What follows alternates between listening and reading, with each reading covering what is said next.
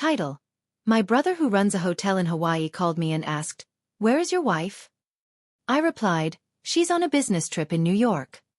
He responded, "No, she's at my hotel in Hawaii with another man and she's using your ATM card." With my brother's help, I made a revenge plan. The next day, my wife called me in panic. Chapter 1. The call that changed everything. It was nearly midnight when my phone buzzed. I was half asleep, tangled in sheets, still believing my wife, Claire, was 3 time zones away on a week-long business trip in New York. She had left 3 days ago, kissed me goodbye at the airport, and texted me that evening. "Meetings are intense. Miss you already." So when I saw my brother Daniel's name on the screen, I figured it was a mistake. He ran a boutique luxury resort in Maui. 5-star clientele. Constant stress. Calls at this hour were rare. I answered groggy. "Danny." His voice was sharp, direct. "Hey, I didn't mean to wake you, but I have to ask. Where's Claire?" I blinked. "What?" "She's in New York. Business conference." "Why?" He was quiet for half a second. Then, "No, man. She's not." I sat up. "What are you talking about?" "She checked into my hotel 3 hours ago," he said slowly. "Under her real name, she's here in Hawaii with some guy. They booked the Ocean View suite with your ATM card." My entire body went cold. "What does the guy look like?" I asked, heart pounding. "Tall, muscular beard. He signed in as Eric Monroe." "Does that name mean anything?" I gritted my teeth. Oh, it meant something. All right. Eric was one of Claire's co-workers. She'd mentioned him in passing. Funny guy, great at sales, married supposedly. "She told me she was going to be in back-to-back meetings all week," I muttered, already throwing off the sheets. "She's been sending me pictures of hotel lobbies, restaurants, cocktails." Daniel sighed. "You're not the first guy she's fooled. But this time, you've got me. If you want proof, I can help you." My hands were shaking, but my voice was clear. "Good. Because I don't want to confront her." "What do you want?" I paused, then whispered. "I want to destroy her." And that's how the plan began. Chapter 2. Silent Evidence. I barely slept that night. After I ended the call with Daniel, I sat in the living room for hours staring at the dark screen of the TV while memories of Claire unraveled in my mind like threads coming loose. The late nights, the sudden emergency trips, the new lingerie she claimed was part of a personal empowerment phase.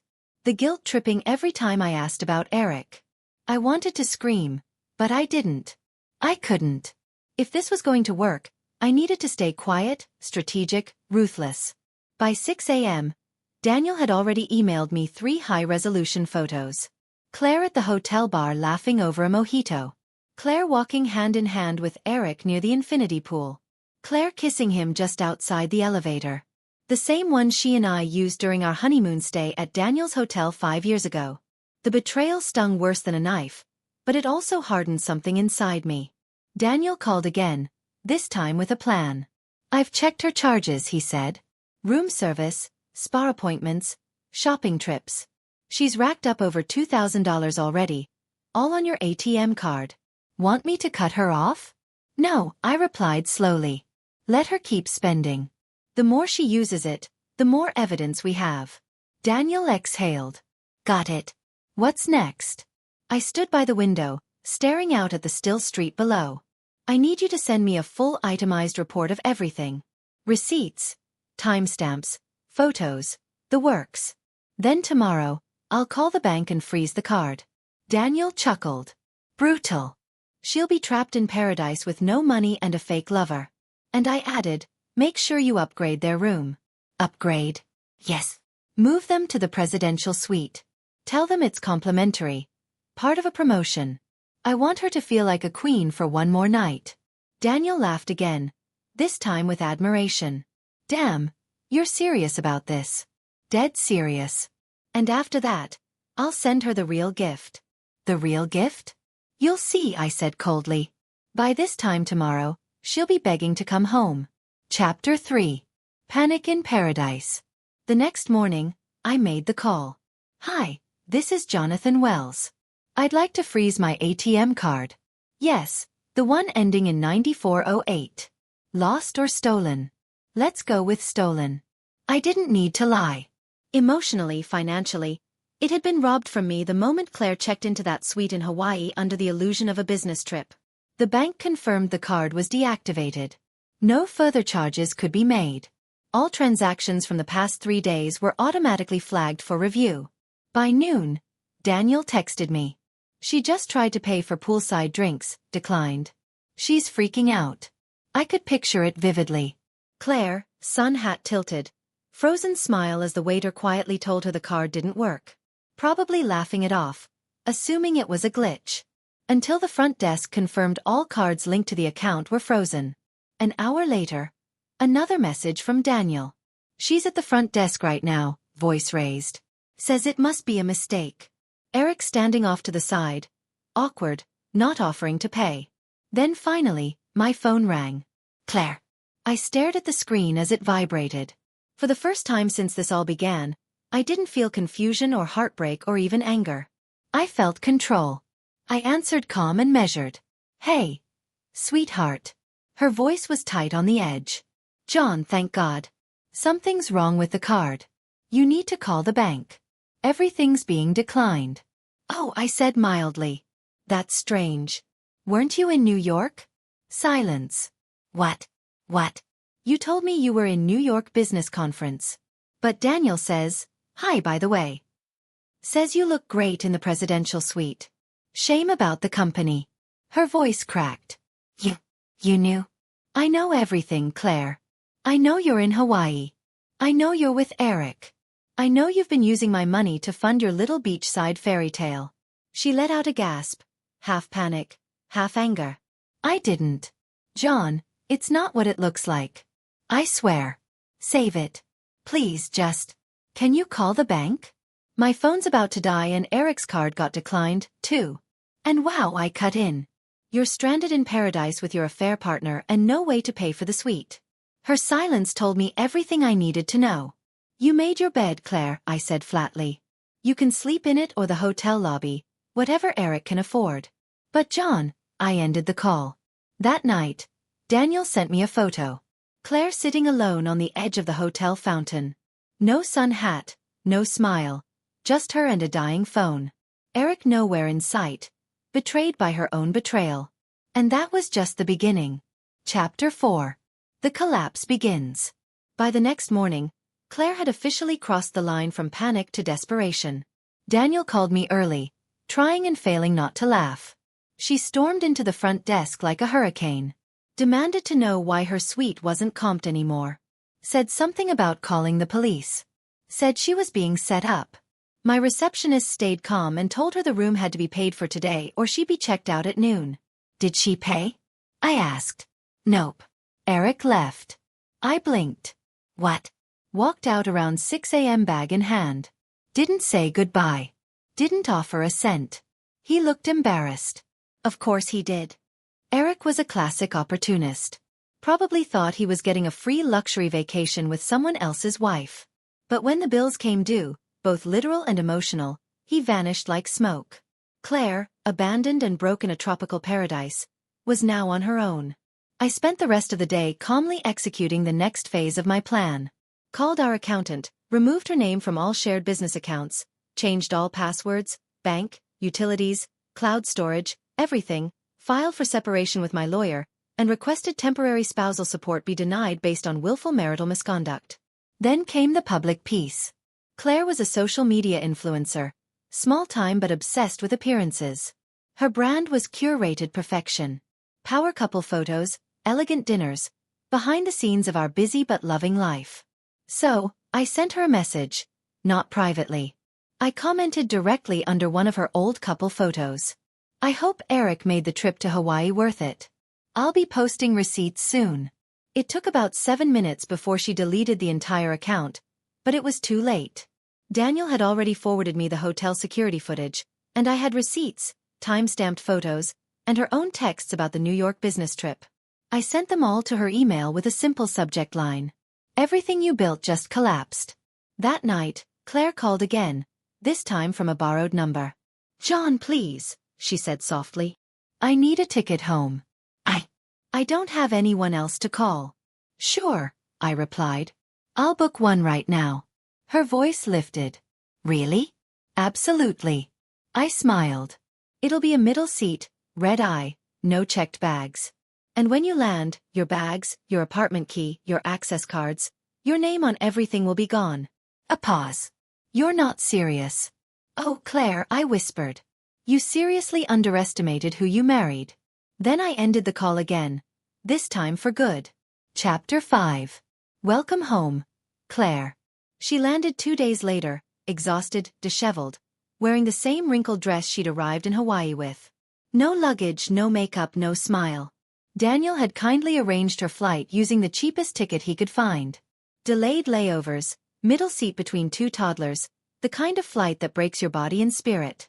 I knew her ETA before she even left the island, and I made sure I wasn't there when she returned.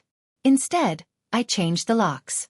She stood on the porch for 20 minutes, trying her old key, ringing the doorbell, calling my number non-stop. I didn't pick up. She must have walked around the house, tried the back door, even peeked through the windows. She found the note taped to the front door. Claire, as of this morning, this property is legally under my sole name. You no longer reside here. For your belongings, check the storage unit listed below. Code 0922. Our anniversary. Ironic, I know. Best of luck rebuilding the life you so eagerly tore apart. John. Inside that storage unit was everything she owned, neatly packed, labeled, and stacked. Clothes, shoes, makeup, her prized vanity mirror, all there, except her wedding ring. I had pawned it the day before. The money donated to a women's shelter in her name. And I didn't stop there. Her corporate job, the one she bragged about constantly, had been notified, not by me, but by Eric's actual wife. Apparently, Claire had violated several HR policies by fraternizing with a client, falsifying travel logs, and using company funds for personal use. I received a text from a mutual friend a few days later. Dude, Claire's been fired, completely blacklisted. You weren't kidding when you said she dug her own grave. I didn't reply. Claire, now unemployed, homeless, and ghosted by her affair partner, had no place left to go. She tried calling again, sent a voicemail. John, I know I messed up, but please can't we talk? I miss you. I miss us. I didn't mean for it to go this far. I saved the message not to reply, but to remind myself how deep her betrayal had run, and how far I'd come since the moment that phone rang in the middle of the night. Chapter 6. The final word. It had been nearly 2 weeks since Claire returned. She'd tried everything. Voicemails, texts, emails. She even reached out to my sister, my coworkers, my college roommate. Always the same message. Please, just one conversation. Just let me explain. But I didn't need her explanations. She wasn't sorry for what she did. She was sorry she got caught. Sorry her fantasy imploded. Sorry her backup plan, me, wasn't waiting with open arms. Then came the letter. Handwritten, hand-delivered. I found it tucked under my windshield after work one evening. John, you may not believe me, but what happened wasn't what I intended. It wasn't supposed to go that far. I was confused. I was feeling neglected, unseen. And when Eric paid attention to me, I made a mistake. But I see now what I lost, what I destroyed. Please, can we meet just once? If not to fix things, then to at least say goodbye like real people, not ghosts. I didn't respond right away, but I did meet her in a cafe, quiet and neutral. I arrived 10 minutes early, sat by the window, and waited. She walked in like a shadow of her former self, pale, thinner, hollow-eyed. No more designer clothes, no mask of arrogance, just desperation, clinging to her like a scent. She sat down across from me, hands folded. I'm not here to beg, she began, voice low. I just wanted to look you in the eye and say, I'm sorry. I let the silence sit. Then I spoke. I believed in you, Claire. In us. I would have done anything for you. Worked late, paid the bills, supported your career, loved you even on your worst days, but you didn't want a partner. You wanted someone to praise you, to fund your lifestyle, to clean up your messes while you flirted with chaos. Her lip quivered, but she stayed quiet. You told me you were in New York, I continued. You were in his bed. You smiled at the camera while I tucked our future away into your hands. And for what? A thrill? A tan in a stranger's arms? I was stupid, she whispered. No, Claire, you were selfish, and selfish people always think the world will wait for them to wake up. I pulled an envelope from my coat and slid it across the table. Inside was the finalized divorce decree. No alimony, no share of my business, no right to the house, just closure. I'm free, I said calmly. And now so are you. Her eyes flooded. You really hate me that much? No, I said, standing up. I don't hate you at all. And I meant it. I had no hate left for her, only indifference. And that was the final blow. Epilogue. I walked out of that cafe lighter than I had in years. Claire moved to a nearby city and started working retail. Quietly, anonymously. Word is she lives in a small apartment above a bakery. No more travel. No more followers. No more lies. As for me, I rebuilt. I rebuilt my life, my peace, my future. And someday, when I'm ready, maybe even love again. Because the best revenge was never fire. It was silence and success. Was this revenge perfectly justified? Tell us what you would have done in the comments below. Like the story, share it with someone who needs this energy, and subscribe for more jaw-dropping tales of betrayal and justice. Because here, every lie has its reckoning, and every betrayal finds its shadow. Stay sharp, stay strong, and stay tuned.